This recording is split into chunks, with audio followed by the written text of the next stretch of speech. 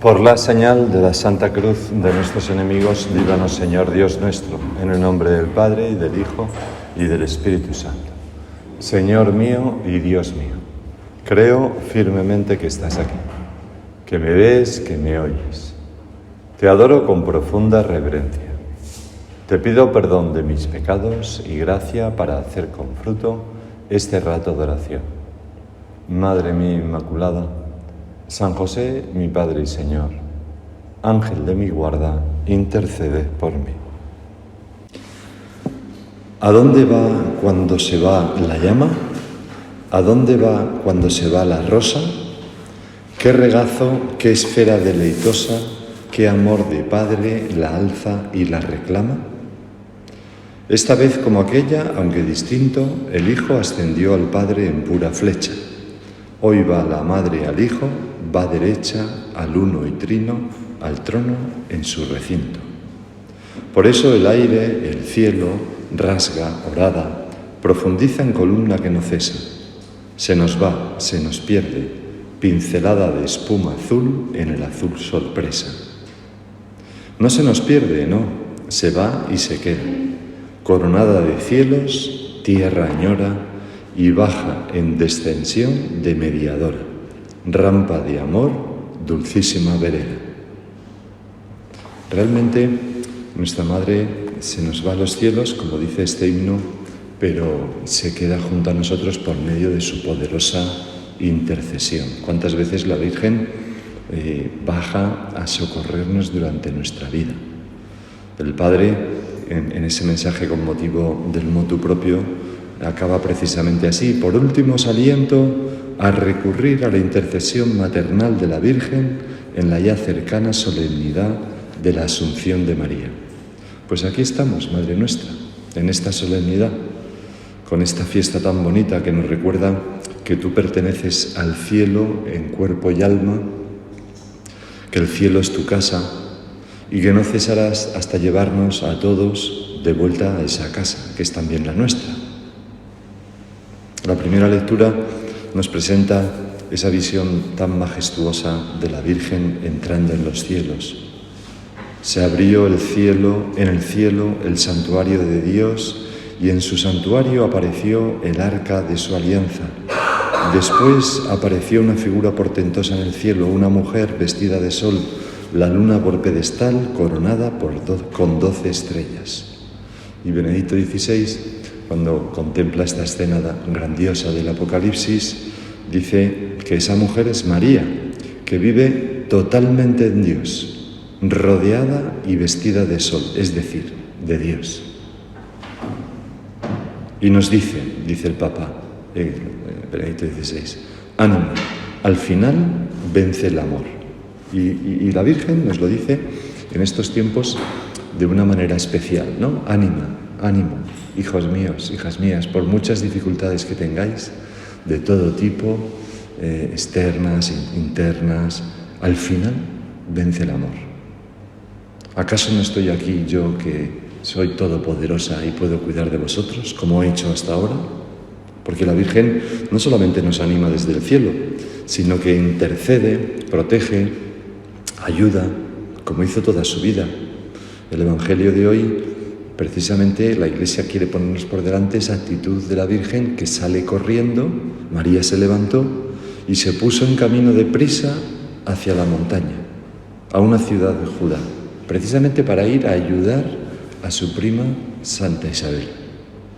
Qué buena es nuestra Madre la Virgen. Ella, lo primero que le brota espontáneamente, da la impresión que sin esfuerzo, pues es ayudar a los demás, olvidarse de sí y correr a ayudar a los demás. Siempre está pensando en nosotros. Nuestro Padre, en el Santo Rosario, en ese libro tan bonito y tan breve, escribe: la corte celestial despliega todo su aparato para agasajar a la Señora, que entra en los cielos, la fiesta de hoy. Y es tanta la majestad de la Señora que hace preguntar a los ángeles: ¿quién es esta?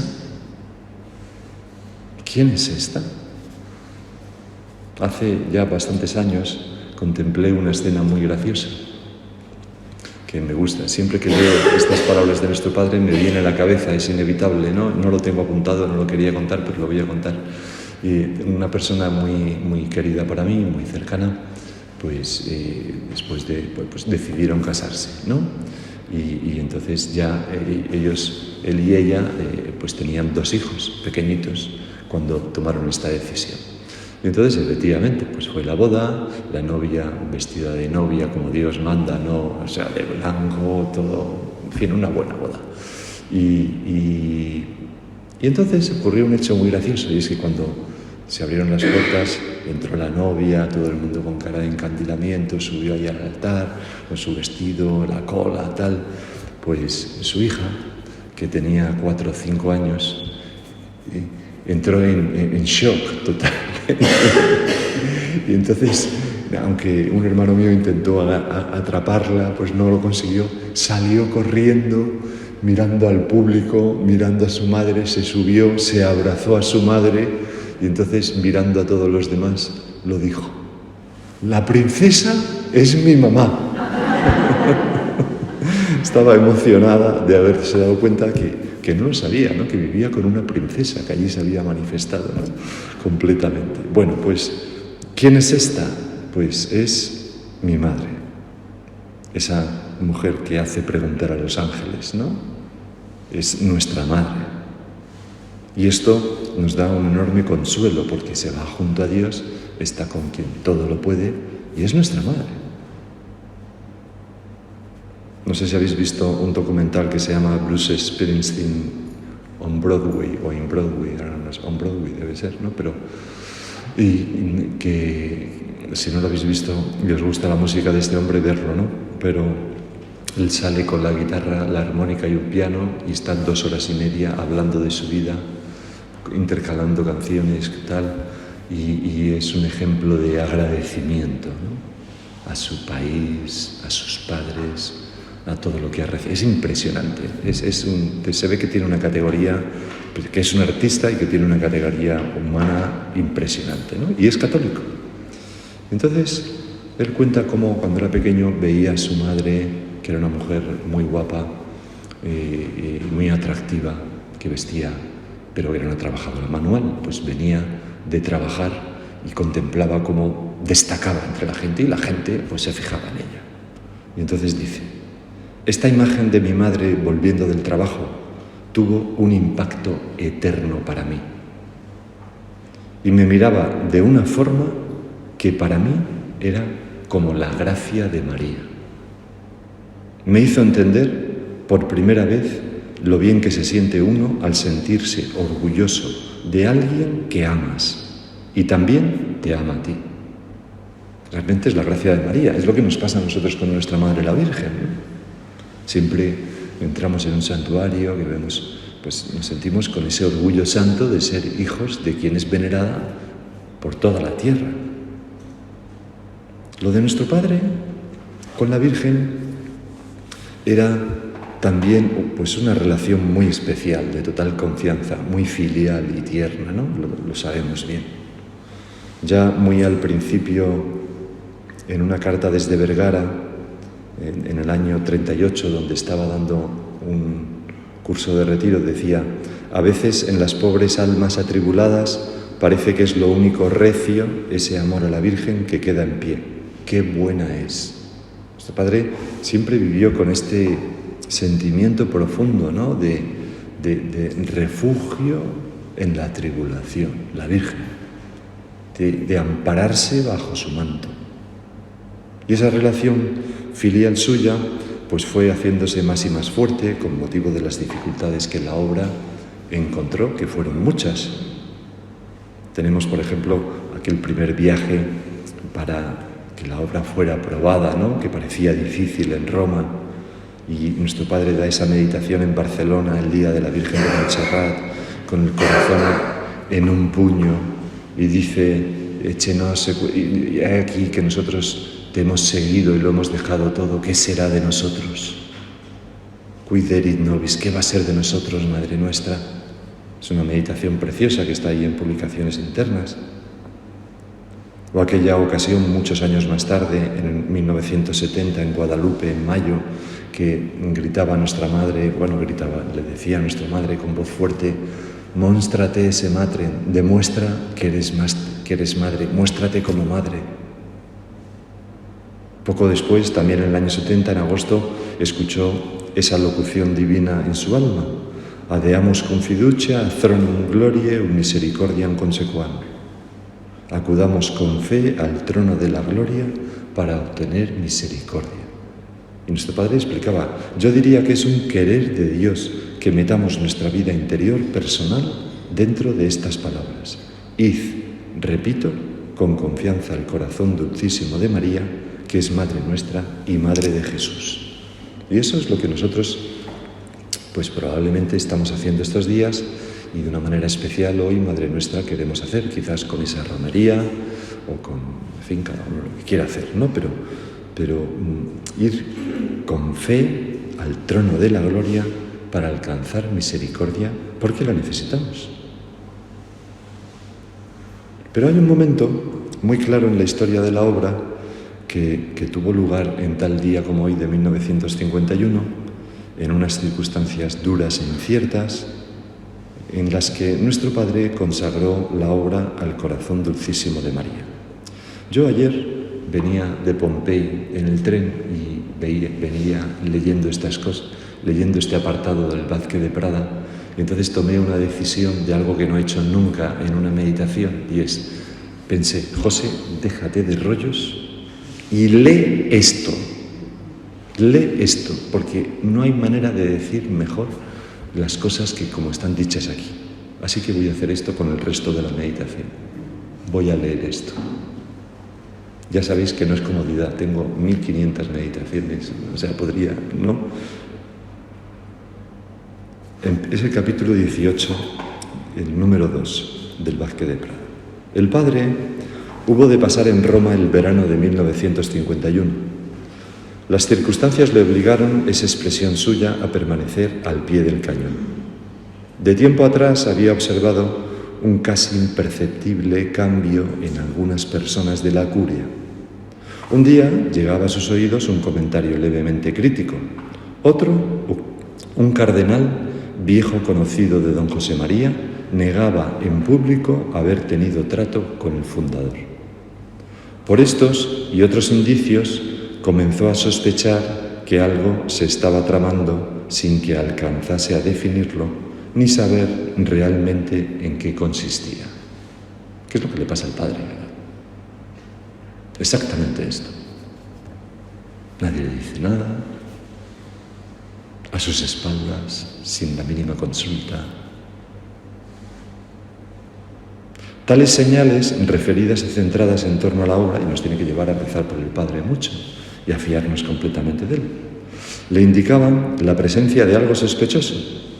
Sin duda, una grave amenaza se cernía sobre el Opus Dei, y aunque más que de noticias se trataba de difusos presentimientos, una extraña corazonada acabó dominando las reflexiones, los hábitos y hasta los gestos de don José María, alegre y preocupado a un mismo tiempo. Gastaba bromas, pero insistiendo mucho en que encomendaran sus intenciones en la oración. Su estado de ánimo quedaba reflejado en una inquietud muy especial, un desasosiego interior que se traslucía en su mirada y hasta en su modo de caminar. Como siempre, testimonia Encarnación Ortega, recurrió a la oración y a la mortificación, como hacemos nosotros. Pasaba días enteros sin comer nada o prácticamente nada, cosa que nos hacía temer por su salud. También sabíamos que dormía muy poco. Nosotros no tenemos que hacer estas cosas, tenemos que comer y dormir bien. Nuestro Padre nos lo dijo muchas veces. Pero sí ofrecer mortificaciones y rezar intensamente. Y cada día era más apremiante la urgencia con que nos hacía rezar y más intenso el modo con que nuestro Padre rezaba. Un día nos mandó interrumpir todas las actividades que nos ocupaban y marcharnos media hora al oratorio a forzar, entre comillas, al Señor con nuestra oración. Me parece que ha sido una de las veces que en nuestra vida hemos puesto más el corazón al pedirle a Dios que ayudase a nuestro Padre, ¿no? Imagínate que ahora nos llama por teléfono y dice, oye, que tal día de 12 a 12:30 estemos todos, toda la obra en todo el mundo en oración pidiendo la intercesión de Dios para ayudar al Padre, tal cual, no sé qué, y deshacer esta, pues, ¿cómo rezaríamos, no?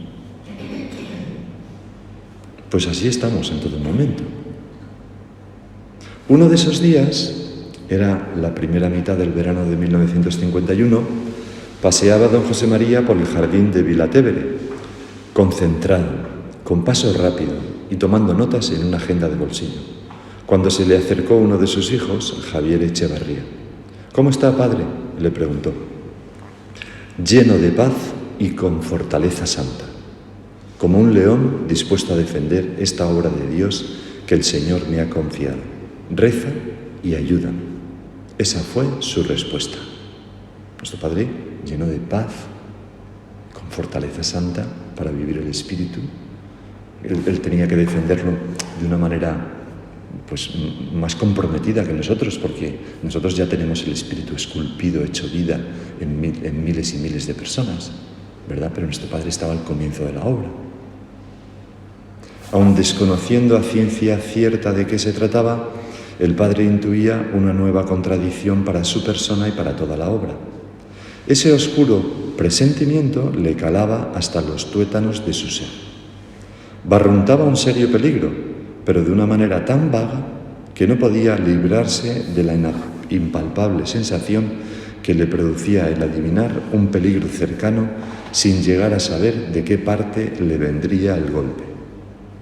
Sentía la invisible amenaza en tensión con todos sus sentidos en actitud de alerta, en espera de que le atacase.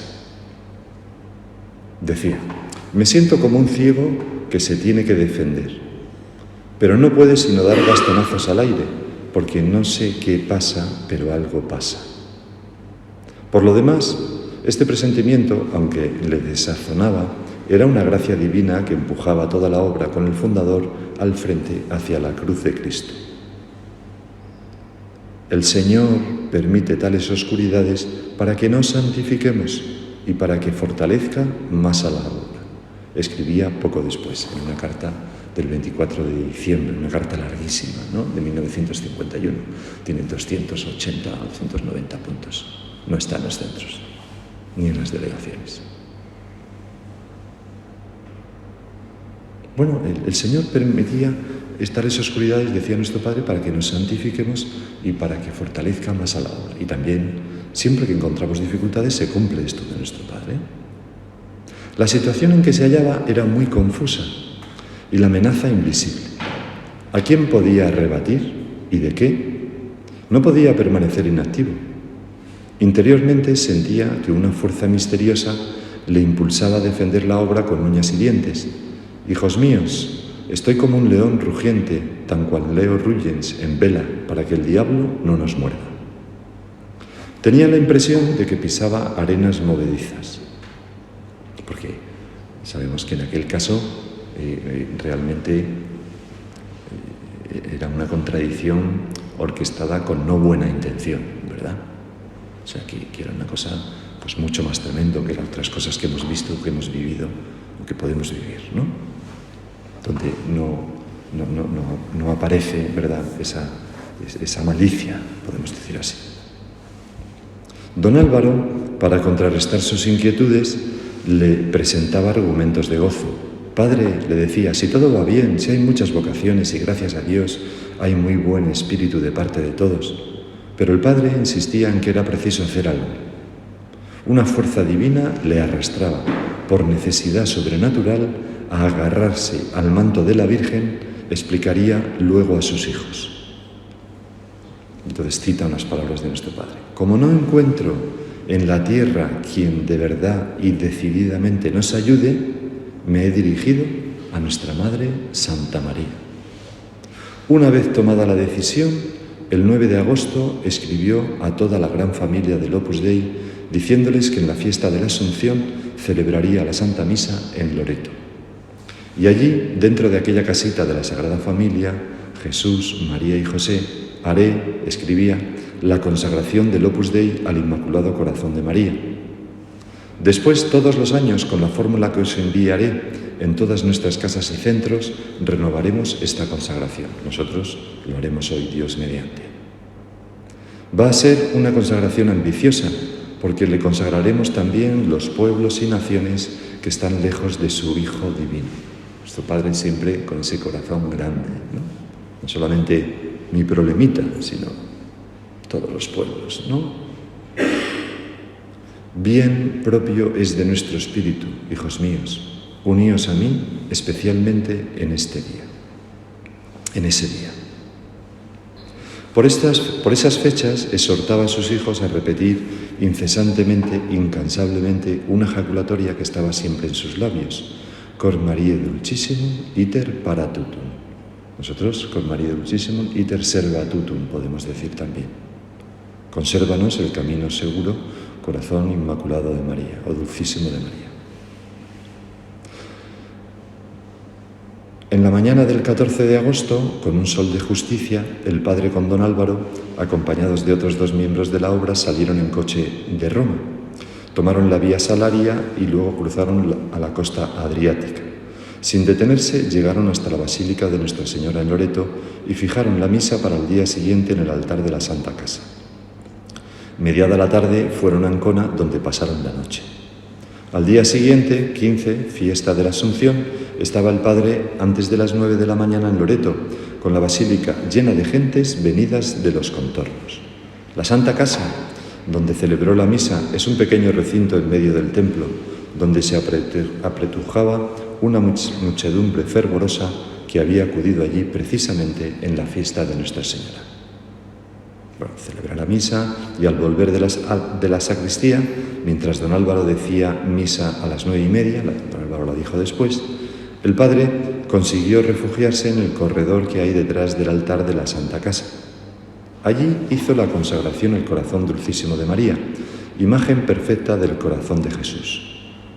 En nombre de todo el Opus Dei le decía a la señora, se lo diremos también nosotros: te consagramos nuestro ser y nuestra vida, todo lo nuestro, lo que amamos y somos.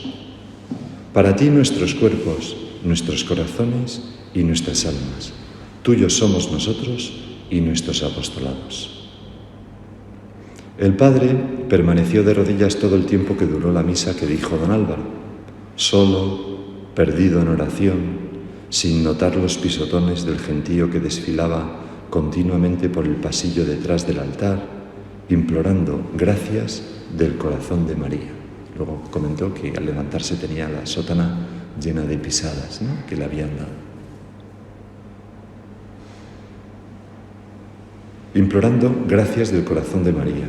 Inflama nuestros pobres corazones para que amemos con toda el alma a Dios Padre, a Dios Hijo y a Dios Espíritu Santo. Infunde en nosotros amor grande a la Iglesia y al Papa, de quien no nos puede venir nada malo. Y haznos, esto lo añado yo, esto que he dicho, y haznos vivir plenamente sumisos a todas sus enseñanzas. Danos un gran amor a la obra, al Padre y a nuestros directores. Haz que, fieles a nuestra vocación, tengamos celo ardiente por las almas. Elévanos, Señora, a un estado de perfecto amor de Dios y concédenos el don de la perseverancia final. Podemos imaginarnos esta escena, ¿no?, tan impresionante de nuestro Padre, no teniendo a quien acudir en la tierra, acudiendo al cielo, a esa señora, a ti, Señora nuestra, que ha estado siempre presente en su corazón desde el comienzo de la obra y desde antes, porque lo recibió en su casa, esa devoción a la Virgen. Pues así hemos de estar nosotros también. Si los de casa que rodeaban a nuestro Padre en aquel momento se hubieran enterado de los detalles de aquella contradicción, hubieran estado, ¿verdad?, en una vigilia de oración impresionante. Bueno, nosotros somos conscientes. Después de desayunar, emprendieron el regreso a Roma. Era fuerte el calor, pero iba muy contento, haciendo oración, metido en Dios, en silencio, dando gracias.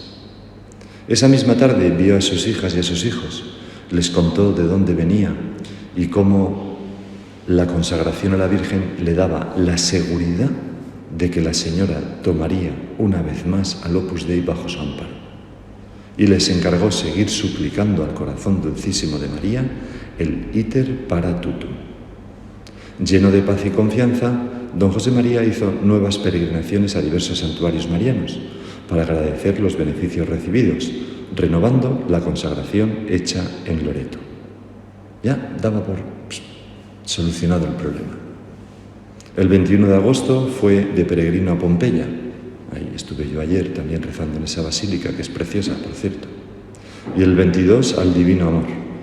En el mes de octubre se llegó a Lourdes el día 6 y celebró allí la misa el 7. De Lourdes se fue a Zaragoza, donde se postró a los pies de la Virgen del Pilar el día 9. Y después de atender a los apostolados de la obra en Madrid, visitó a sus hijos de Portugal, renovando la consagración en Fátima el 19 de octubre. O sea, toda una cadena de romerías, ¿no? En el verano de 1951, los de la obra se fueron en el mes de agosto a una casa cerca de Roma, en Castel Gandolfo, donde asistieron a un curso de formación. Regresaron a Milán en septiembre y al cabo de unos días, me he saltado un trozo, está hablando de los de Milán, y al cabo de unos días visitaron de nuevo al cardenal, que les acogió como si estuviera impaciente por verles. ¿Dónde habéis estado todo este tiempo?, les preguntó. Había mandado al párroco a que les avisase, pero se encontró con la casa cerrada. Tenía que decirles algo. Le habían referido cosas increíbles, burdas, calumnias respecto a la obra, pero podían estar tranquilos. Él se hallaba muy contento de tenerlos en su diócesis. Sin embargo, añadía con gesto de refrescar la memoria: ¿quién me lo ha dicho? ¿Quién me lo ha dicho? Desde muy arriba me lo han dicho. Y el cardenal dejaba en suspenso la frase. Inmediatamente refirieron al padre la conversación mantenida con el cardenal Schuster. El 5 de enero de 1952, me di cuenta de que esto sigue, llegaron.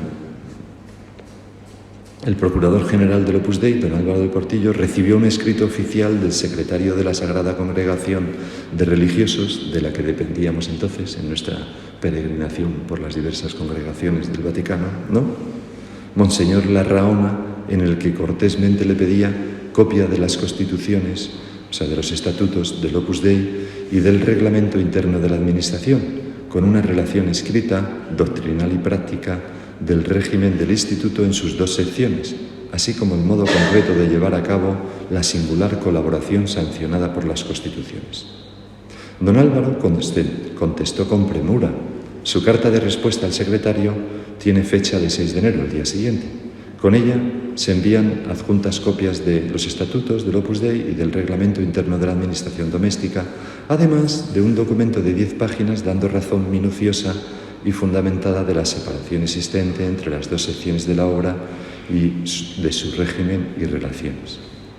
Para poder entender y encuadrarse rectamente, sea in iure o de facto, las relaciones que existen entre las dos ramas del Opus Dei, permítame subrayar que es preciso tener presente y valorar el justo peso, lo que la Constitución Apostólica Pro Vida Mater Ecclesia ha sancionado definitivamente en el orden doctrinal de los principios jurídicos y en el orden práctico de la vida, dice don Álvaro.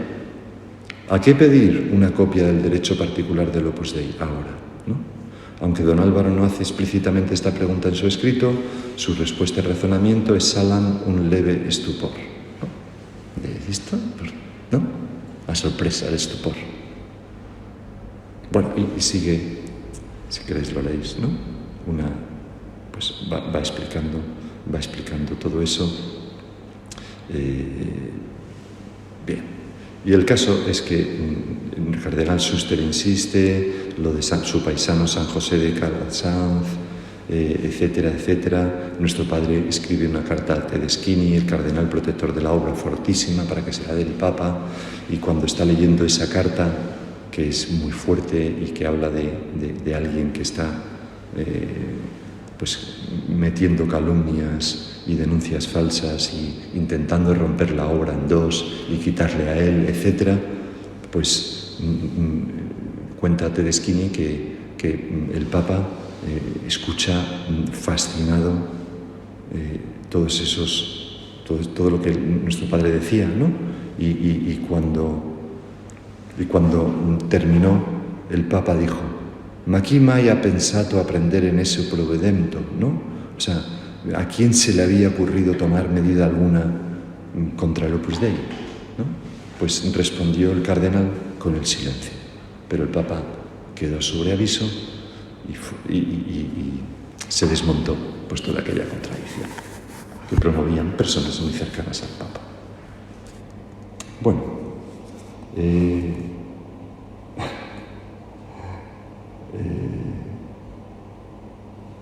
se entiende que nuestro Padre, años después en una meditación, dijera: porque nosotros hemos estado siempre, como Jesús, pegadicos a su madre, María, la Madre de Dios, que ha sido la madre del Opus Dei, la reina del Opus Dei, nuestra hermosura. Pues la Virgen es nuestra hermosura, nuestra protección, y bajo tu amparo nos acogemos, Santa Madre de Dios. Te doy gracias, Dios mío, por los buenos propósitos, afectos e inspiraciones que me has comunicado en esta meditación. Te pido ayuda para ponerlos por obra. Madre mía Inmaculada, San José, mi Padre y Señor, Ángel de mi guarda, intercede por mí.